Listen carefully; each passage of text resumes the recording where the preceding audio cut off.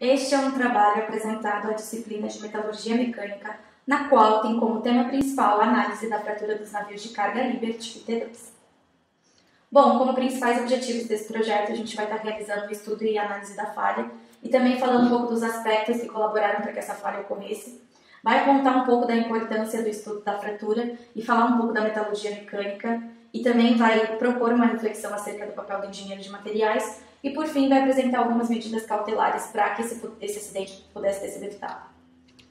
Bom, agora falando um pouco da importância do estudo da fratura, a gente tem que o estudo de caso a seguir vai ilustrar um exemplo de aplicação que os engenheiros de materiais, né, eles vão ser chamados a assumir na área de desempenho de materiais, que é analisar falhas mecânicas, determinar as suas causas e, em seguida, propor algumas medidas apropriadas para que esses acidentes não vão ocorrer novamente, né? Um exemplo, né, que a gente vai estar estudando é o caso da fratura dos navios Liberty, no qual a gente tem aí uma fratura frágil do aço. Em 1940, em um período extremamente frio na Europa, centenas de cargueiros americanos, responsáveis por suprir as tropas aliadas inglesas, foram derrubados pelas tropas alemãs inimigas durante a Segunda Guerra Mundial. Em uma manobra desesperada, frente ao medo de deixar a Grã-Bretanha sem suprimentos, se iniciou no ano seguinte, nos Estados Unidos, o denominado Programa de Construção Naval de Emergência, que tinha como objetivo a construção de navios cargueiros na maior velocidade possível, a fim de suprir as tropas aliadas e surpreender as tropas alemãs. Surgiu então os denominados Liberty Ships. Derivado de um projeto britânico de baixo custo, os Liberty Ships possuíam tecnologia obsoleta para a época, com motores a vapor antigos e design do século passado. Esses navios ficaram conhecidos como patinhos feios. Além disso, o Programa de Construção Naval de Emergência incluía em seu projeto cerca de 18 estaleiros americanos, onde foram recrutados mão de obra inexperiente, com camponeses e mulheres. Aliado a isso, os Liberty Ships eram soldados ao invés de serem rebitados. Isso porque o rebite era um procedimento muito lento e demandava muito esforço físico. A imagem a seguir demonstra as etapas de construção de Liberty Ship, desde a sua fase inicial até a construção do convés inferior e por fim a sua conclusão antes do lançamento. Vale citar que esses estaleiros competiam entre si para ver quem era capaz de lançar um Liberty Ship o mais rápido possível ao mar. Com o passar do tempo, recordes de construções foram batidos e em novembro de 1942, um Liberty Ship foi lançado ao mar em 4 dias e 15 horas. Embora esse feito não tenha se repetido, o tempo médio de construção desses navios era de aproximadamente 42 dias. Além de apelido de patinho feio, esses navios foram apelidados de navios de 5 anos. Isso porque a situação era tão desesperadora que se um Liberty Ship atravessasse o Atlântico até a Grã-Bretanha de forma bem sucedida, haveria um sucesso estimado no valor de $2 milhões e já supriria a sua função. Com isso, nós possuímos todos os ingredientes para o surgimento de uma catástrofe: falta de mão de obra especializada, pressa, uso de tecnologias obsoletas e falta de conhecimento sobre os tipos de fratura. Porém, como o acidente ocorreu de fato? Qual foi a abordagem para chegar na evidência da falha? Quais lições metalúrgicas essa catástrofe nos deixou? É o que veremos a seguir. Descrição do acidente. Alguns dos motivos que ocasionaram a falha dos Liberty Ships foram a falta de conhecimento na área de metalurgia mecânica por parte dos construtores, a sobrecarga, pois os navios costumavam andar sobrecarregados, aumentando o estresse mecânico, assim uma onda já poderia iniciar uma fissura em algum ponto fraco.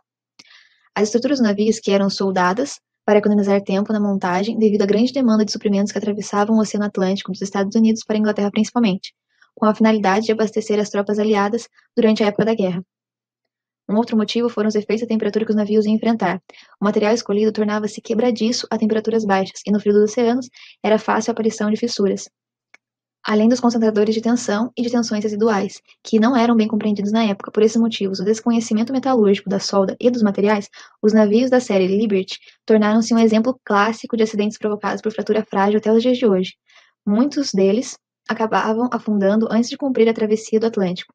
Alguns fraturavam em alto mar e outros atracados no porto, onde foi observado que o material perdia a ductilidade necessária para resistir a baixa temperatura. Ao lado, nós temos a fotografia de um dos navios em que a trinca se propagou e houve a ruptura do mesmo. No estudo da descrição do acidente, um ponto-chave é observar as análises específicas de caso. O primeiro desses casos foi o John P. Gaines, um navio montado em Portland em julho de 1943. Após uma operação que se iniciou no porto naval de Dutch Harbor, no Alasca, e deveria acabar com a porta em Seattle, isso menos de 6 meses após a finalização da montagem completa da embarcação, o navio fraturou catastroficamente. É importante ressaltar que a temperatura do ar oscilava em torno de 0 graus quando uma grande rachadura varreu a proa do navio. A origem exata da fratura não pode ser determinada. No entanto, presume-se que, como em 52% de todas as fraturas graves dos navios Liberty, ela se originou nos cantos das escotilhas de carga. Também é perceptível que a trinca se propagou não ao longo das soldas, mas direto pelo revestimento. No fim das contas, a nave se dividiu completamente em duas partes. Sua proa provavelmente afundou, enquanto a polpa derivou para a costa do Alasca. O segundo estudo de caso fala sobre o navio Liberty Tank Schenectady, que foi finalizado em 31 de dezembro de 42, 6 meses após o início da sua construção e 2 meses e meio antes do previsto. Porém, falhou depois de ser atracado no porto de Portland, poucos dias após a conclusão dos testes de mar. Novamente, as temperaturas do ar e da água foram frias, no entanto, o navio estava descarregado em águas calmas. A fratura foi responsável pela separação do navio em duas partes. Uma investigação solicitada pela Guarda Costeira dos Estados Unidos concluiu que a fratura teve origem em uma solda com defeito. Porém, vale ressaltar que nessa investigação, a condição de fratura frágil do material utilizado na estrutura do navio não foi considerada. O navio ainda foi completamente restaurado e entrou em serviço um ano depois, em abril de 1943. Evidências da falha. Estima-se que dos 4.694 Liberty-ships construídos, cerca de um terço sofreu fratura frágil, 233 de forma mais grave e 19 deles partiram-se ao meio. Alguns dos primeiros navios sofreram danos estruturais quando rachaduras se desenvolveram em seus convéses e cascos. 3 deles, catastroficamente, se dividiram ao meio quando as rachaduras se formaram. Cresceram a comprimentos críticos e em seguida se propagaram completamente ao redor da circunferência dos navios. A figura é um dos navios que fraturou no dia seguinte do seu lançamento. As investigações subsequentes concluíram que um ou mais dos seguintes fatores contribuíram para cada falha. Quando algumas ligas de metal são resfriadas a temperaturas relativamente baixas, elas se tornam suscetíveis à fratura frágil. Isto é, elas experimentam uma transição dúctil para frágil ao resfriar através de uma faixa crítica de temperaturas. Os navios Liberty foram construídos em aço que, durante o uso, passaram por uma transição dúctil para frágil. Alguns deles, navegando no frio do Atlântico Norte, onde o metal outrora dúctil experimentou uma fratura frágil quando as temperaturas caíram abaixo da temperatura de transição. O canto de cada escotilha, ou seja, porta, era quadrado. Esses cantos atuaram como pontos de concentração de tensão, onde podem se formar rachaduras. Outro ponto é que tornou-se necessário revolucionar os métodos de construção para construir navios de carga mais rapidamente e em maior número. Isso foi realizado usando chapas de aço pré-fabricadas que foram montadas por soldagem, em vez da tradicional rebitagem demorada. Infelizmente, as rachaduras nas estruturas soldadas podem se propagar desimpedidas por grandes distâncias, o que pode levar a uma falha catastrófica. Defeitos e descontinuidades de solda, ou seja, locais onde podem se formar rachaduras, foram introduzidas por operadores inexperientes. Dadas as evidências da falha, aqui serão discutidos os fatores que atuaram, juntos ou individualmente, fragilizando as chapas de aço e promovendo uma transição frágil-dúctil catastrófica em diversos cargueiros. Vale ressaltar que a análise da falha foi realizada com caráter mais qualitativo, dada a ausência de informações sobre parâmetros de processamento das chapas, composição do aço utilizado, esforços gerados pelas cargas e variações de temperaturas ao longo do percurso. Para compreender melhor o efeito dos concentradores de tensão, a figura 14 ilustra o perfil de tensões em uma seção que contém uma trinca de comprimento 2A. Por ser uma descontinuidade, as tensões não se distribuem uniformemente ao longo da seção, se acumulando conforme aproxima-se da trinca, atingindo uma tensão máxima no concentrador de tensão. Logo, um esforço abaixo do limite de escoamento em uma peça livre de trincas poderia causar uma deformação plástica numa mesma peça que contém uma trinca de comprimento crítico suficiente para que o acúmulo de tensões supere o limite de escoamento e a energia de propagação da trinca, causando uma falha repentina em materiais que supostamente suportariam a carga em questão. Esse tipo de trinca poderia facilmente estar presente tanto no cordão de solda, de baixa qualidade e feito às pressas como nos Liberty, bem como dentro das chapas de aço da época, que não eram produzidas com a mesma tecnologia e rigor da atualidade. Aqui temos representado como uma outra descontinuidade, neste caso a redução da área da seção transversal, pode afetar a distribuição de tensões numa peça.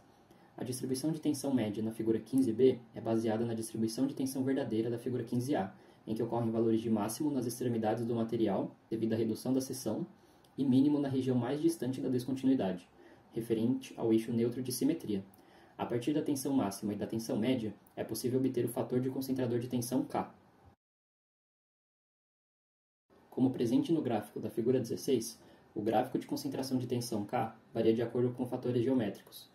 Para o caso das escotilhas dos Liberty Ships, iremos considerar apenas a influência da descontinuidade R, melhor observada na ampliação da figura 16, sobre a concentração de tensões.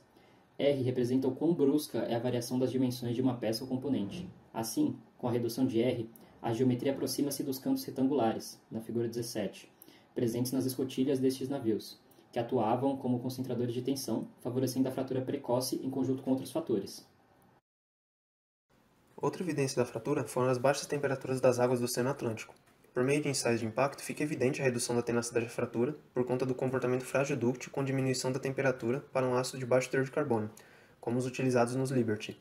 Essa figura apresenta a absorção de energia obtida por ensaio de impacto Sharp de um ácido baixo carbono com teor de 0,44 de manganês, em função da temperatura, para amostras com diferentes teores de redução por laminação.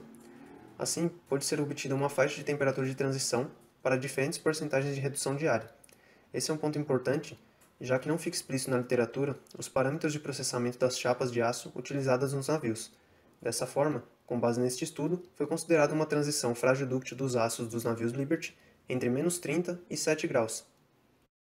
Devido à ausência de imagens e micrografias das chapas fraturadas dos navios Liberty, foram utilizadas algumas imagens para exemplificar o possível comportamento frágil dúctil dos aços utilizados. Como observado para um aço A36, as baixas temperaturas resultam em fratura frágil, com superfície mais lisa e brilhosa. Assim como na maioria dos materiais cristalinos, a fratura frágil nos navios pode ter ocorrido por clivagem ou pela propagação de trincas ao longo dos contornos de grão, como em algumas ligas. Já para maiores temperaturas, são observadas fraturas com caráter dúctil, caracterizada pela alteração geométrica do componente, com superfície mais irregular e fibrosa, que é resultante da formação de microcavidades, que posteriormente coalescem e formam a trinca que se propaga pelo material. Assim como em qualquer projeto de engenharia, o comportamento dúctil seria fundamental nos Liberty para a verificação de alterações na estrutura antes de sua fratura. Apesar da utilização de aços baixo carbono, geralmente dúcteis à temperatura ambiente, o efeito da temperatura atua reduzindo a tenacidade de forma brusca. Adicionalmente, a qualidade dos aços utilizados também pode ter atuado fragilizando as chapas. A literatura não apresenta análise de composição dos aços aplicados. Além disso, o pouco entendimento naquela época sobre a influência de elementos fragilizantes e a menor preocupação com a qualidade dos aços naquele contexto histórico podem ter direcionado aços com impurezas fragilizantes para a produção dos navios. Ainda, devemos lembrar que dificilmente esses mecanismos atuavam separadamente na fragilização. Medidas para evitar a falha.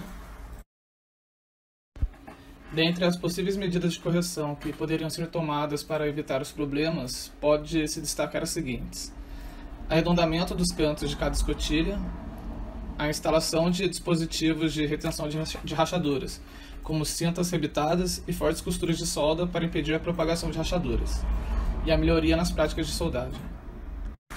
Como pode ser observado no gráfico, uma das medidas de prevenção seria a utilização de metais com estrutura CFC, que sofrem pouco os efeitos da temperatura no comportamento dúctil, em comparação aos aços de baixa resistência com estrutura CCC e aos materiais de alta resistência, que possuem uma baixa energia de impacto, ou seja, não conseguem absorver muita energia antes de fraturar. Outra medida que poderia ter sido tomada seria a alteração no projeto das escotilhas, reduzindo o raio de curvatura das mesmas.